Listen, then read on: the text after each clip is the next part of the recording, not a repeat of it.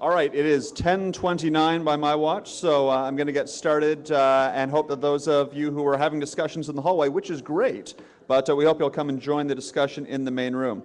So first of all, I want to make a quick comment on the live stream.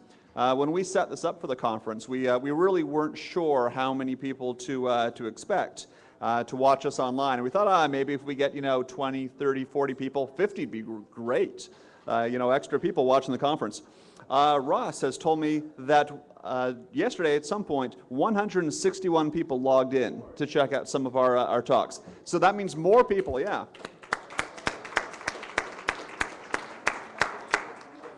Slightly more people took part in the conference from their living rooms than actually were here in the room with us. And while we wish they all could have been here with us, we think that's really great and a sign of the strong interest in this issue, as also demonstrated by how many of you joined us here at the hotel.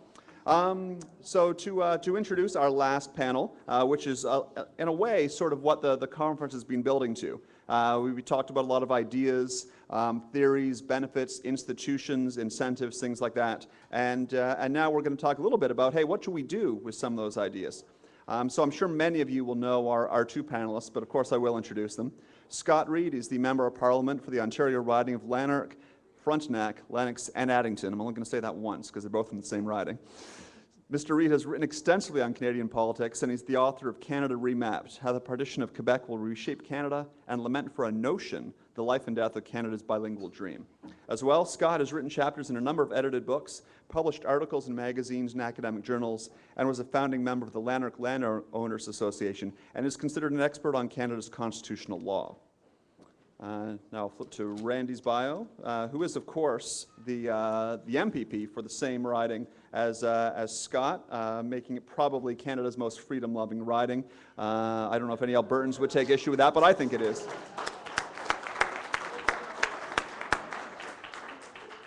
And Randy was also a founding member of the Lanark Landowners Association, which over time developed into the Ontario Landowners Association, where he gained a lot of attention doing some good work on awareness of property rights. Randy was the first president of the OLA and promoted the need for private property rights by going to rallies and demonstrations across the province. He ran for leader of the Ontario PC Party in 2009 and is currently that party's critic for Labour.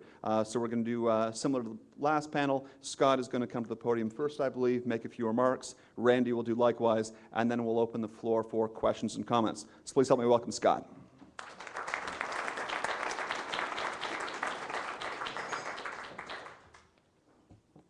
Thank you. Well, traditionally, at the conclusion of an academic conference, there is a presenter who attempts to summarize some of the presentations and some of the common themes that have been expressed. I'm going to do a bit of that. I went to one stream of presentations, and Randy went to another stream, and he'll try and do that for the presentations that he attended. I do want to start by just making a couple of comments. And I should mention, I'll then tie it into the actual substantive subject that on which I suppose I've got a bit of expertise, which is the question of constitutional amendments leading to protection of property rights. I just want to mention there is a third founder of the Lanark landowners in the room with us. That's Merle Bowes, who's sitting over at the side.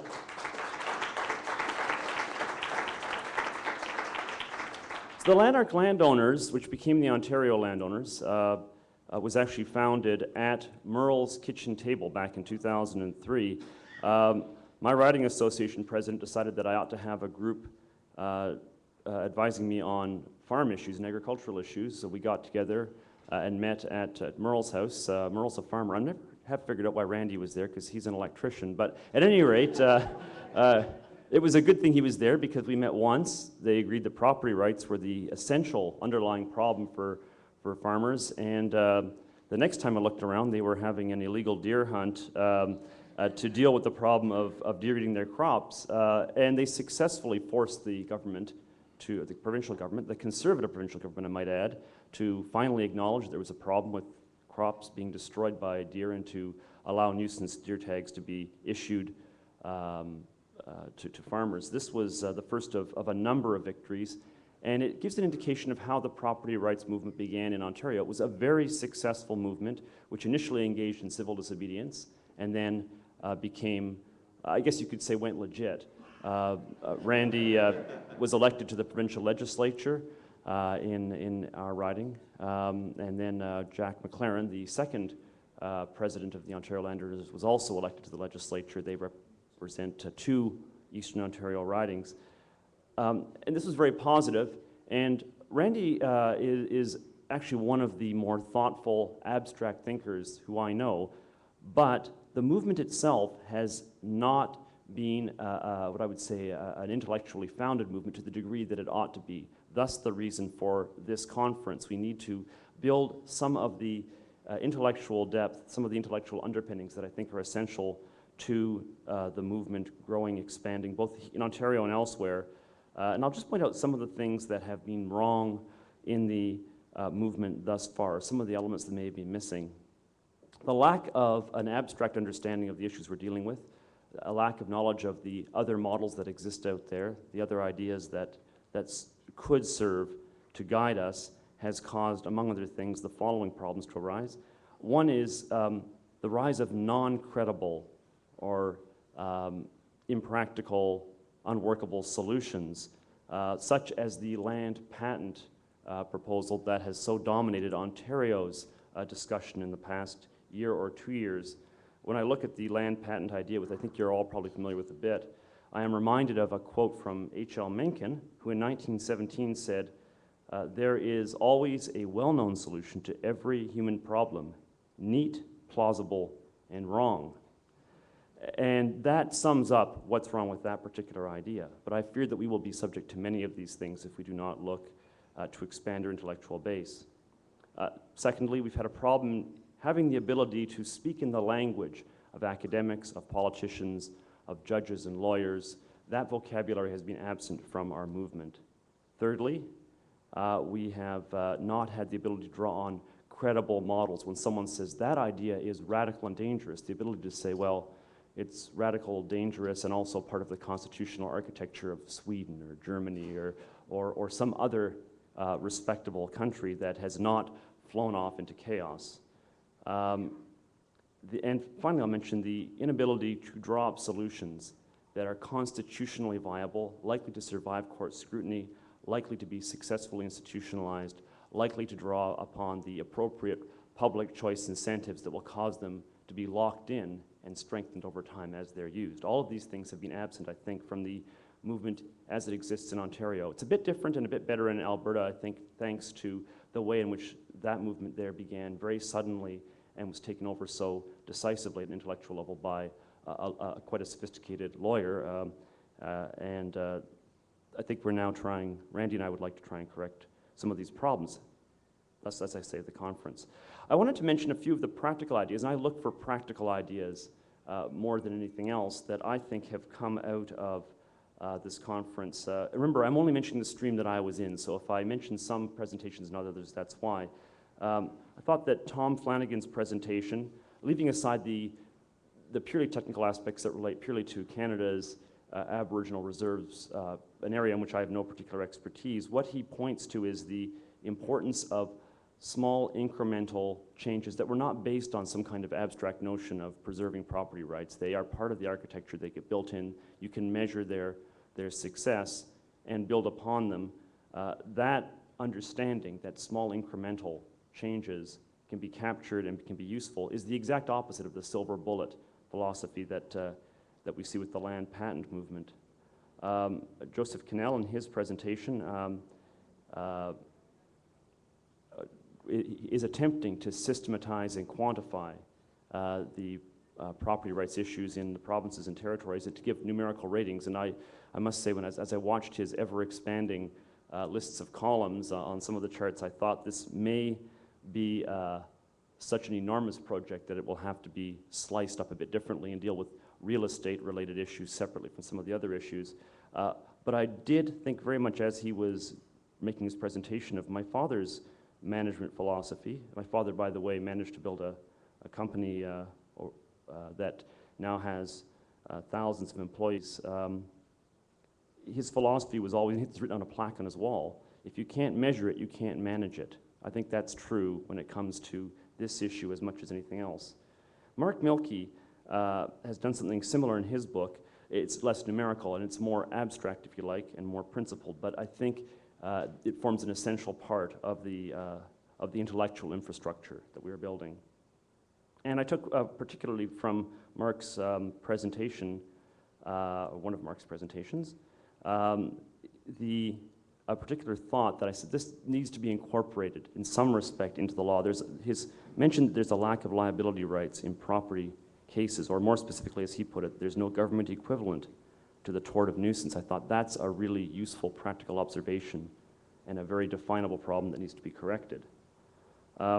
Russell Brown's presentation, from my perspective, as someone who's trying to design a legislative or constitutional solution, struck me as actually being the most useful of all the presentations. What he did, it was, for those of you who didn't see it, was set out the legal constitutional environment as dictated by the Supreme Court in a couple of decisions. He demonstrated, first of all, that the court clearly does not understand the issues it's dealing with, that there's just a lack of expertise. Well, they're only going to overcome that if people like us assist them to go through that process of learning. And he also pointed out the problem we have managed to back ourselves into of seeing property in a black and white environment. There's expropriation and non-expropriation. And in so doing, we lose all of the ability to compensate for the ranges of loss of use and enjoyment that can exist. Rachel Alterman's presentations, again, she did two of them, but in particular the one yesterday I thought was useful.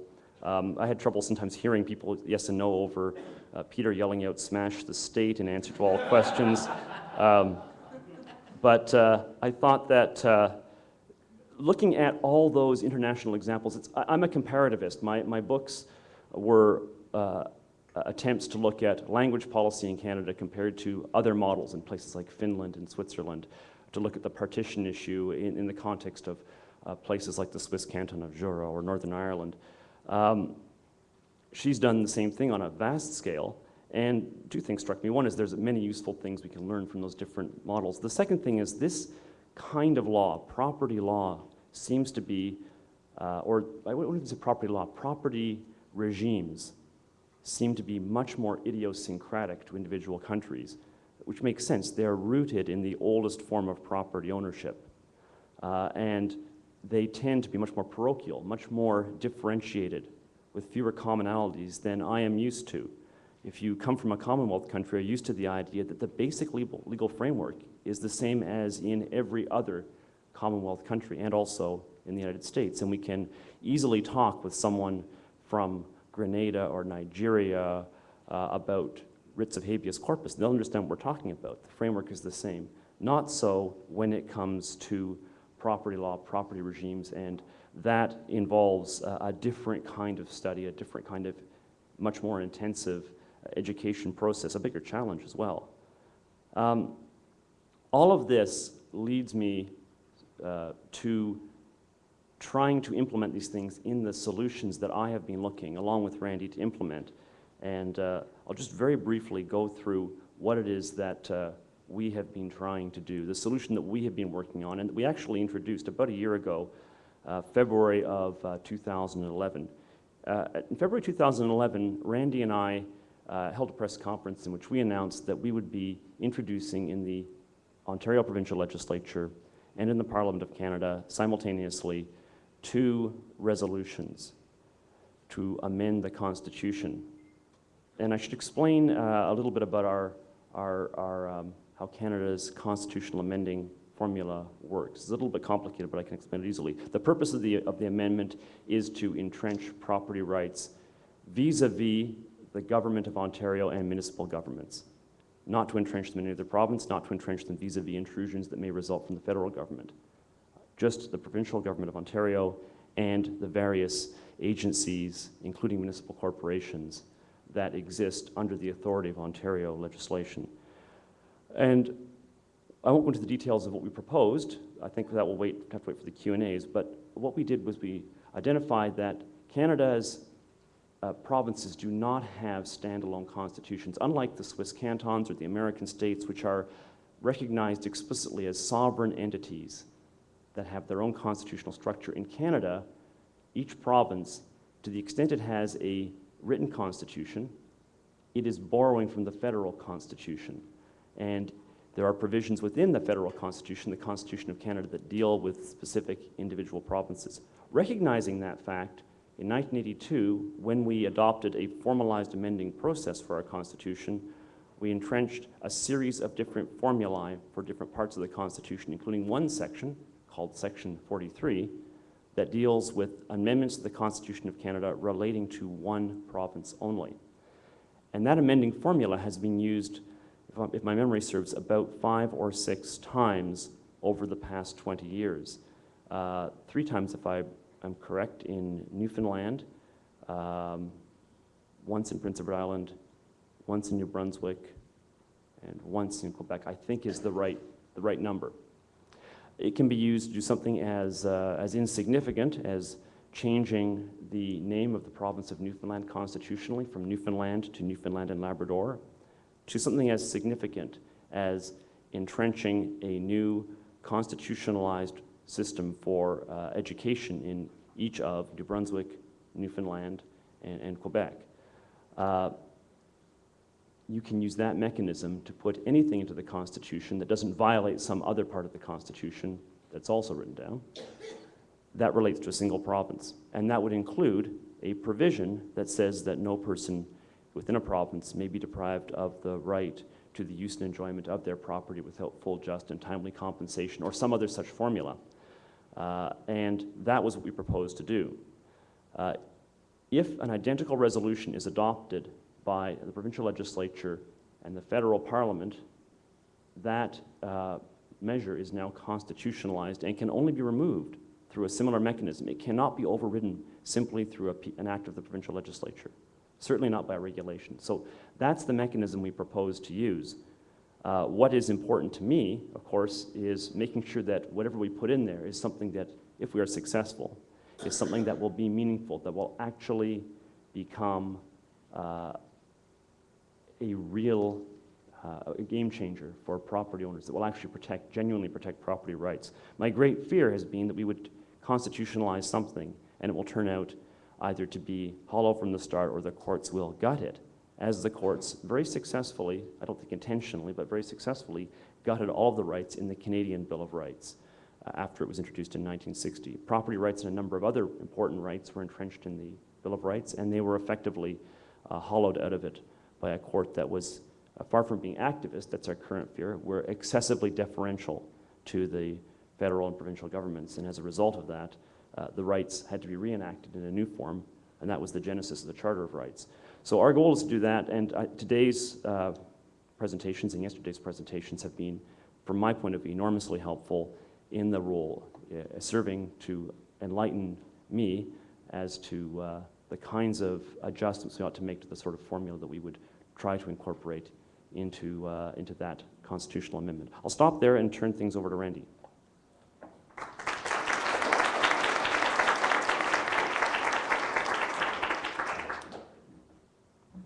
Well, thank you very much, and it's a pleasure to see everyone this morning. And I know a few people might have had some difficulty rolling out of bed this morning. My staff. It was a good night in Ottawa last night. It was a great day at the conference yesterday. I think I'll start by saying, you know, I found this conference absolutely wonderful, and just to build on what Scott was talking about, our activities over the years with regards to property rights. And that is, you know, we all see things from our each and own unique vantage point and perspective. As elected people, we look at legislative solutions. And I do believe that the proposal that we've put forward to constitutionalize protection for property rights is a necessary step. But what this conference also brought out is that there are more than just a legislative solution, that there are more things that need to be done. We need to have that legal solution as well. We need to have in the judiciary, with our courts, with our legislators, with our municipal people, and with individuals throughout the country. And of course, to achieve those solutions, I think this conference has been very successful in bringing forth those other arguments, those moral arguments that we heard so thoughtfully from Jan Narveson and from John Robson. Moral, sound arguments. We've also seen those legal arguments. We've seen from Russ Brown and from many others. Scott mentioned many of the presenters here, Karen Zellick, Mark Milkey, those academic arguments that we've heard. We have all the arguments available that we can see that this is moral, just, fair, reasonable, and also necessary to entrench property rights in our Constitution and make those other solutions to complement with that. I will say, you know, underlying this conference is all about changing public policy. That's what we're all here talking about, is how to change that public policy. And as an elected person, I've seen firsthand how we generally change public policy in Ontario. And it's not done in this fashion, generally. Anybody takes a look at Dalton McGuinty's record over the last number of years, any sensational media story will generate a public policy, whether it's a ban on pit bulls or ban on smoking or whatever. Knee-jerk reactions to either sensational stories or personal tragedies is often what we see come out of politics these days. And what's also always very clear when you have those knee-jerk policies is the law of unintended consequences always follows suit. And we've seen that everywhere. You know, the tragic shooting in Concordia at Montreal a number of years resulted in a gun registry for hunters and ranchers. The sensational stories, the credit collapse in 2008 resulted in a debt crisis following with federal stimulus spending and provincial stimulus spending. That's not what we want to achieve, Scott and I, that knee-jerk or that reactionary policy. We want, as Scott mentioned, a thoughtful, a deliberate, a methodical, well-researched solution that will not have those unintended consequences. And I think we're there, and everybody here is helping us move that forward. I also want to just say, from these discussions this weekend, a little bit of what I took out of this from all the great presenters here was, you know, when this country was formed, when this continent was settled, it became known, the New World became known as the land of opportunity. That's what everybody referred to North America, and still for many, many years. It's called the land of opportunity. And of course, that was from being viewed from people who were immigrating here from other countries who didn't have those opportunities. But I'll say this, the opportunities that were presented and why that phrase struck a chord was it was also the land of property. That's what created those opportunities, was the property here and our respect and our ability to take something that is worth X and make it into something that was worth 2X or 3X. We multiplied the value, amplified the value through our labors, our creativity, and our efforts. And opportunity and property are synonyms for me. They are also other words for wealth and prosperity. That's the only way we can create wealth is through our properties. And whether it's a home or a cottage, to take that undeveloped piece of land and build a house or cottage, or to build a CN Tower or a Lord Elgin Hotel. That's what it's all about. I'll give you a few examples, just what I've seen that I think need to be reiterated. You know, public policy, as I mentioned, is often created out of that sensational tragedy. But there is a tragedy unfolding here in Ontario and in Canada, and that is the loss of our prosperity, the seizure of use and enjoyment of property, and the tragedy is our economy with it. Let me give you a couple examples. In Ontario, our aggregate industries, the guys who extract the stone, the dust, the gravel out of our lands, it's worth a lot of money, a lot of people employed. But over 90% of all the aggregate in this province is off limits from extraction. Over 90% cannot be touched, it cannot be taken out of the land, it cannot be used to make roads or cement or concrete. It's left there due to legislation such as the Oak Ridges Moraine Act, the Niagara Escarpment Act, the Places to Grow Act. Act after act after act restricts our ability to take something and make it into something worth more.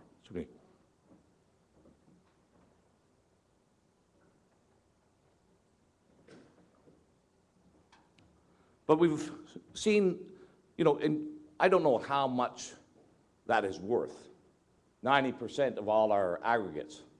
But I know it's got to be worth billions of dollars. And there's another consequence to that. Because our demand for that product continues to rise, but our supply is restricted. We all know basic economics. The cost for that infrastructure goes up. And often on the public's dime is where we're needing it. But it's also happening at the individual level. You can take that big swath of loss of opportunities, but it's also happening at the individual level. There's a lady who lives not far from my office in Perth. She had a 50-acre piece of land, that she was going to sell for her retirement purposes. She had a conditional offer on it. It was sold conditionally for over $100,000. When the buyer found out that there was a wetland designation attached to that 50 acres, the buyer left. The deal fell through because the present state of that 50-acre parcel was its only state. It could never be changed, could never be developed, there could never be a home built on it. The lady lowered the price and lowered the price and lowered the price, but could not find any buyers for that piece of property. We took something that was worth over $100,000 and through government regulations that she was not even informed of or gave any consent to, became sterile of any value by that government regulation. Also saw it just recently with an individual who has a 27-acre parcel of land on a lake nearby to my place. 27 acres, not a bad chunk of property, waterfront property. Gentleman goes to get the building permits to build a cottage, and he finds out that there is a setback from the waterfront, that there's a 300-meter setback from a low-lying marshy area at one end. he finds out that there are some butternut trees on his property, which fall under the Endangered Species Act. When he goes through every setback and every regulation, 27 acres of land is not large enough to build a cottage on. Right? He cannot find a building envelope in 27 acres. That land that ought to be worth hundreds of thousands of dollars is worth nothing, unless, of course, you're a squirrel that likes butternuts. You know, if what we're seeing here, and this is happening, I would say there is hardly a square inch of land left in rural Ontario that does not fall under one of those significant lists of designations.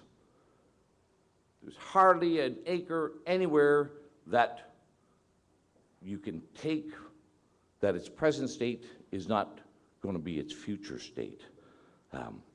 And just go back to that land of opportunity, that land of property that our ancestors came to. If those laws had been in place when they wanted to immigrate to this country, would they have come here? There would have not been any opportunities for them at all. And, of course, we wouldn't be here either if they hadn't come. That's, we're seeing a tragic loss to our economy with our public policies on land use and designations, where once again, its present use is its only use. And I believe very much that it's contributing to that economic problem that we have today called debts and deficits and a have-not status in Ontario. If we want to improve our prosperity, we have to improve our productivity. We have to have some opportunities to do so. And these setbacks and designations and regulations must be, I like Karen's idea, repealed, more so. But I do believe that the only way that it becomes worthwhile to repeal and to check the growth of government is by making government pay for what it wants, for making them to go back to the taxpayer and say, we're going to spend your money and prevent that individual from having a cottage. So the squirrels can have their butternuts, or their snakes can have their hibernaculars, but it can't be just at our expense. In Ontario, we've got over 500,000 provincial laws. If you think you're bad in Alberta, I know there's quite a few people from Alberta here, your provincial offenses and your regulations look like the dream world compared to Ontario. Over 500,000 laws, and as Peter Jaworski showed in his talk, there are some bullies out there. There are people who do use that law, those laws, and they don't always use it in the fashion or the way that we believe that they ought to. Climbing over people's fences and taking out staircases. There's a host of problems there. But again, property rights, I believe, is an imperative solution to this, as well as those other solutions. I would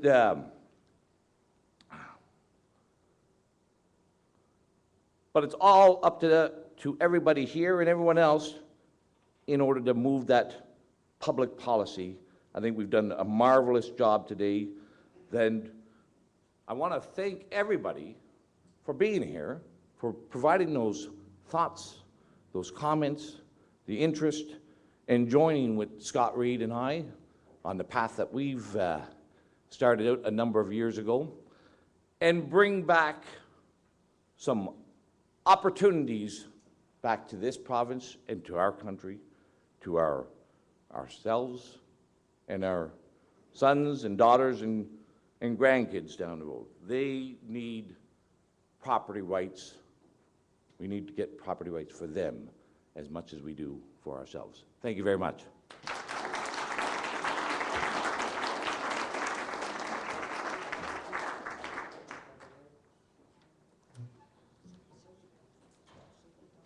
I assume we can take this out to answer questions? Oh, I see, right. Scott and Randy, I'd like to thank you very much, and Merle too, for being the founders and the starters of the Lanark landowners and eventually the Ontario landowners. I was there, Randy, when you closed down the 401, 40 below, and we didn't know if the tractors would start or not, but they did.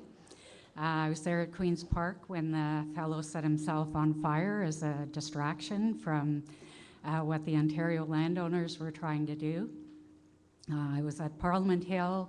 I was there when you sold illegal beef. In fact, I think I even bought some of it. So I really have to thank you for that.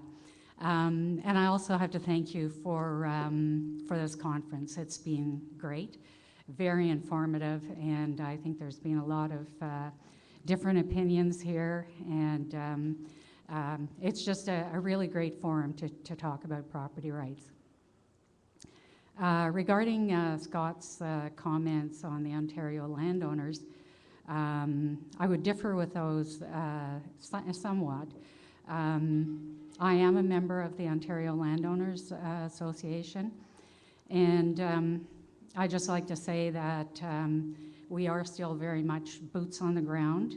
I'm really supportive of what you're trying to do with installing property rights in the Constitution, whether it's provincially or federally.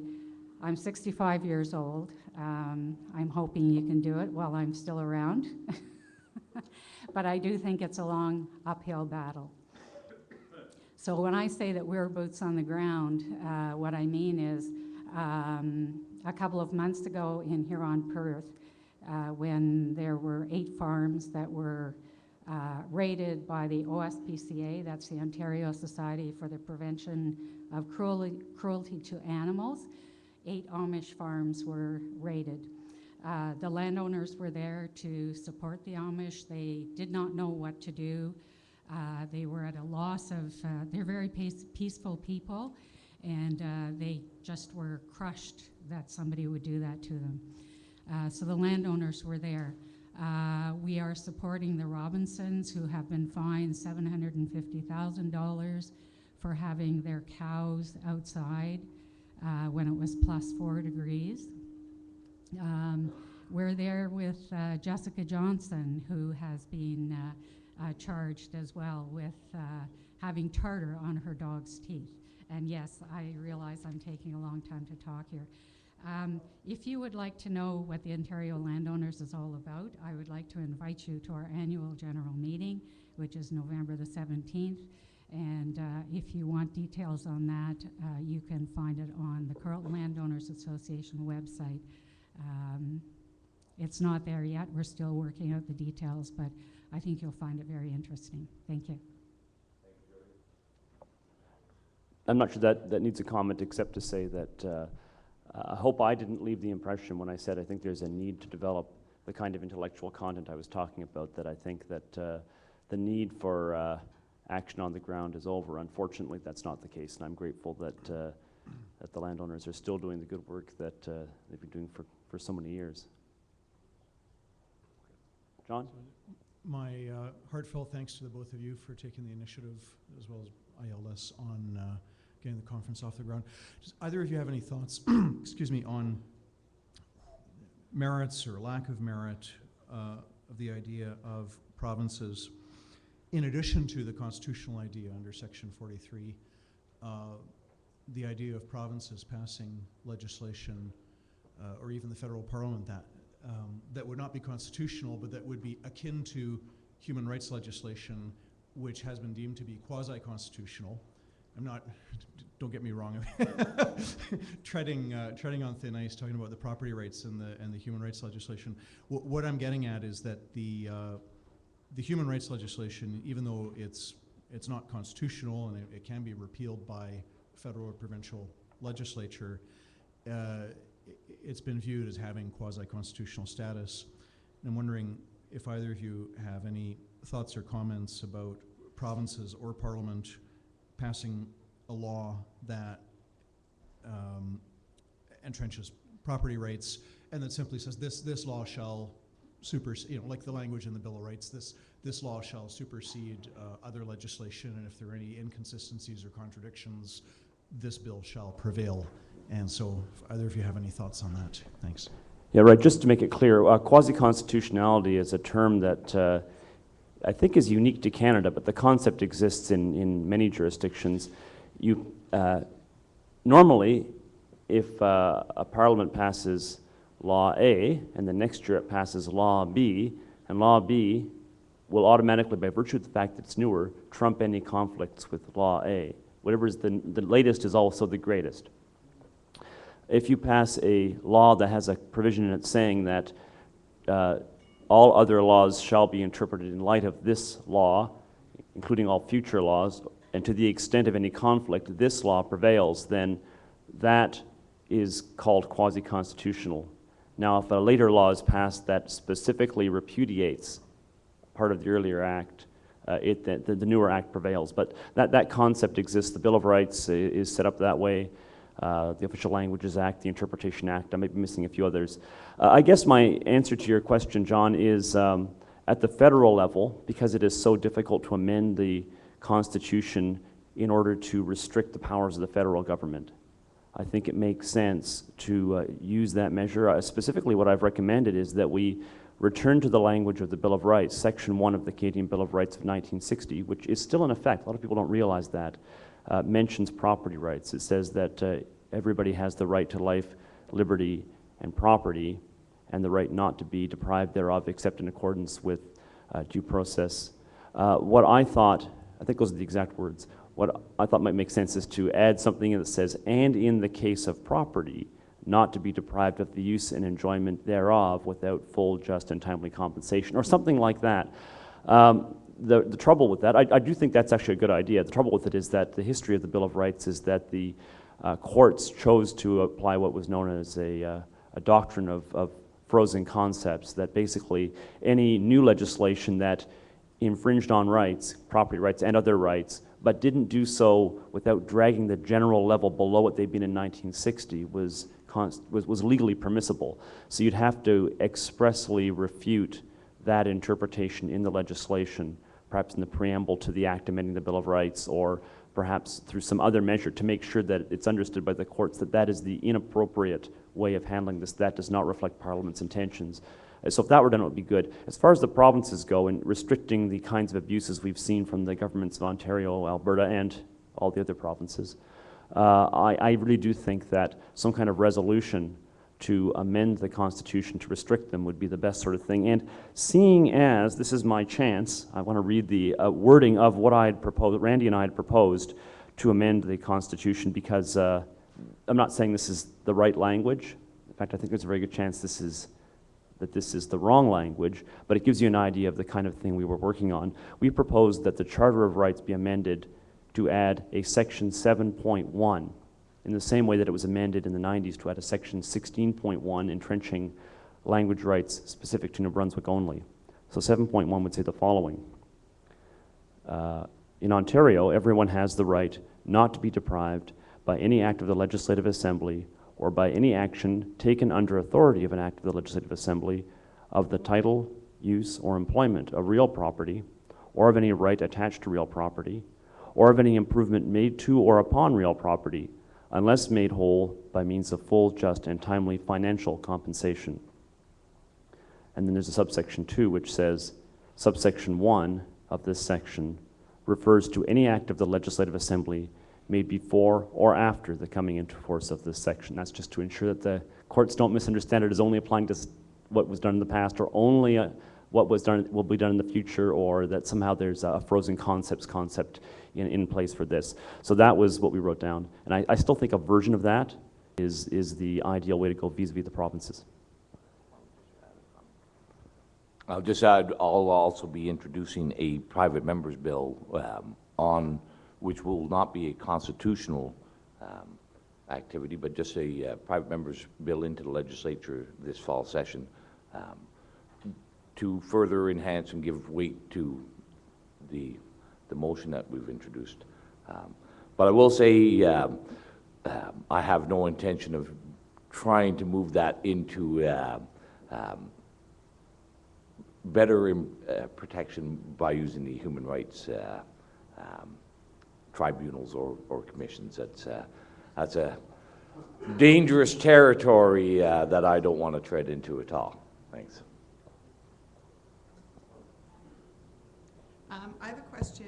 There's recently an announcement by the Minister of the Environment that the Species at Risk Act, SARA, is due for an overhaul this fall.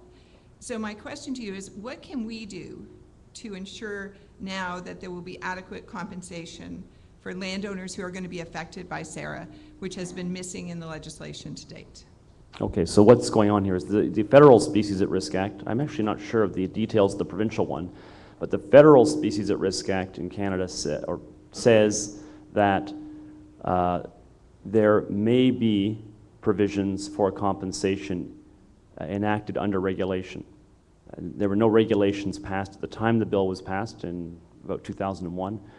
So during the last election, the Conservative Party added a provision to its platform saying that we will enact the regulations to ensure that there is compensation.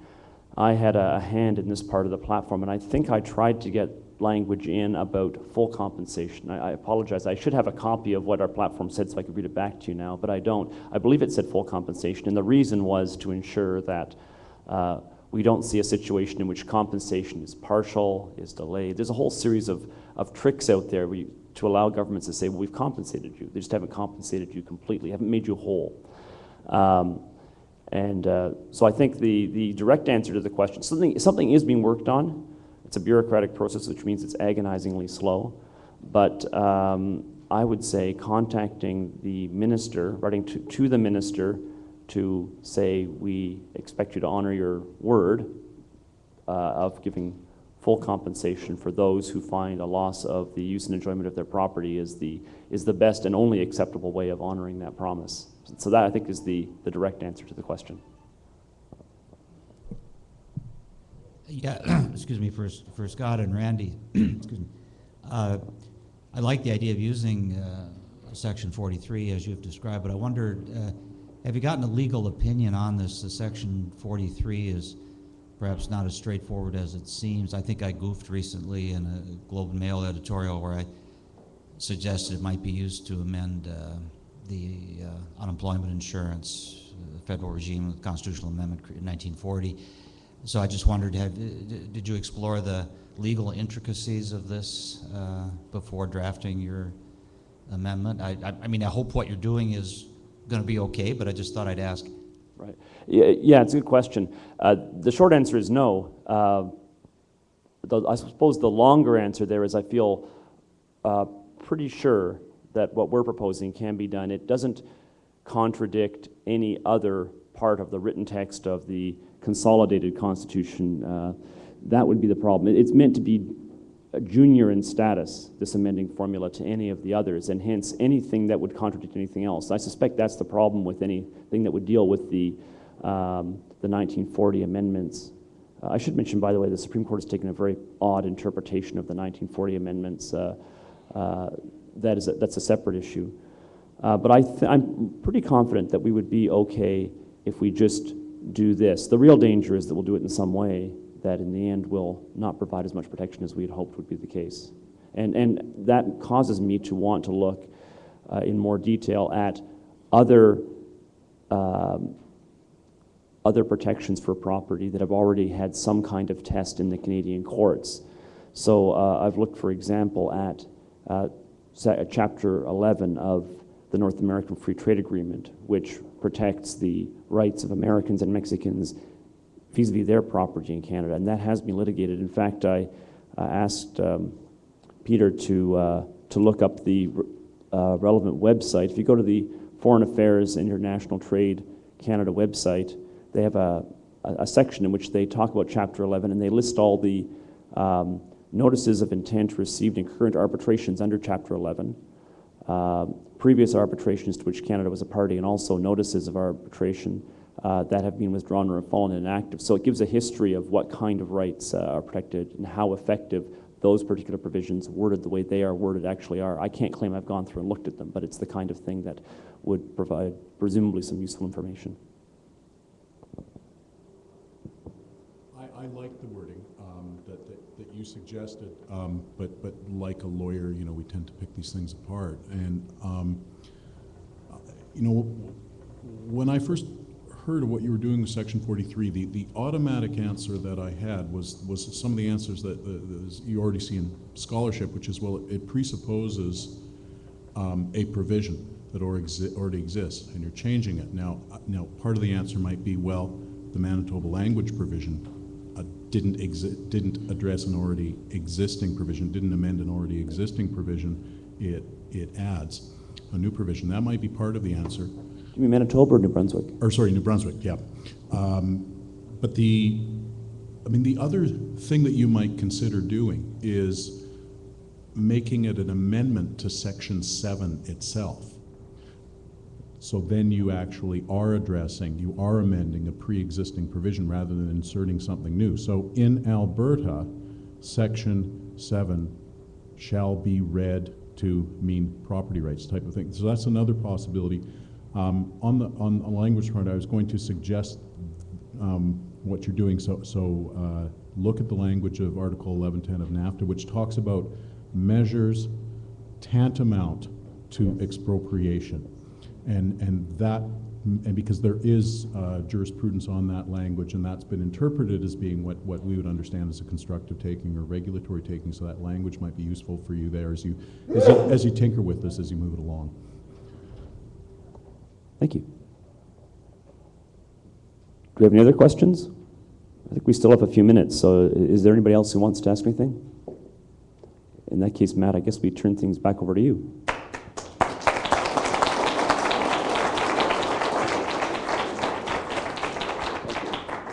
Thanks very much, guys. That was great, and I have to repeat again how excited I am to see so many people gathering in this room to spend their Sunday morning continuing a weekend-long conversation we've had about property rights. The Institute for Liberal Studies is dedicated to education. I know I've learned a lot from the talks that I was able to attend this weekend. I hope a lot of you have as well. And I would remind you that even if you took part in every session, you probably missed almost a third of the conference. So we will be making those talks available. Watch our website later this week. We'll be posting the videos. And if there's any sessions you weren't able to make it to that you want to catch, we do encourage you and hope you'll take a look at those. I want to thank our sponsors who made this weekend possible. First and foremost, Giant Tiger.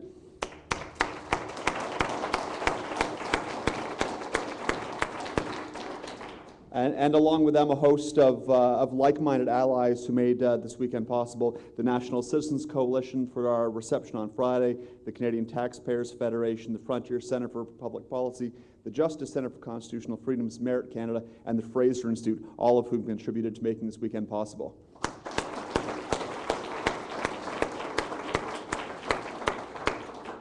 There were also a lot of people, of course, involved in planning a conference like this. I'd like to thank our student volunteers who came out and gave their time, and so happy that also made it possible for a lot of students to attend who may not otherwise have been able to be here. There's also a good group of organizational committee. I want to thank Sonia and Mike, who, after spending a lot of time on our conference, are taking a well-deserved weekend off, but maybe they're watching on the live stream. So thank you very much, Sonia and Mike, as well as Dan, Chris, Ross, Dave, and Sean, who were all a big part of putting this conference together.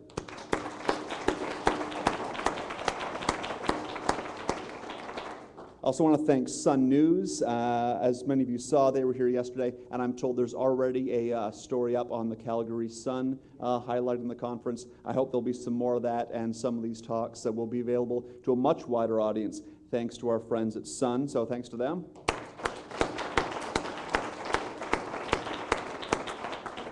And finally, I want to express my real gratitude to Scott and Randy, who made this weekend possible with their support and encouragement, and say how encouraged I am by the number of legislators who joined us for the weekend. I know, and especially those of you who are in Ottawa, may know how easy it is for people to get caught up in the partisanship and the games and all that goes on the Hill. And it's really encouraging to see that some people really care about ideas, to come out and talk about policies and join us for that conversation.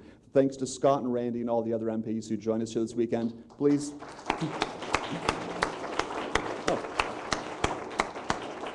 And I'd be very remiss if I didn't thank all of our speakers, many of whom traveled halfway across the country, and one of whom traveled halfway across the world to join us. So thank you to all of you.